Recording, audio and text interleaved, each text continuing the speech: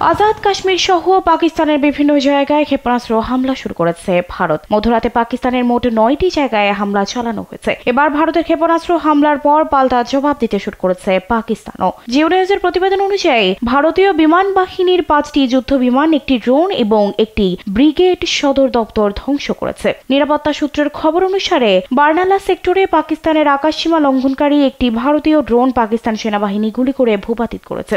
রয়টার্সের প্রতিবেদনে বলা হয়, ধ্বংস হওয়া ভারতীয় সেনাবাহিনীর জেটগুলোর মধ্যে রয়েছে 3টি ফ্রান্সের তৈরি রাফাল, একটি সু-30 MKI এবং একটি MiG-29 ফুলক্রাম।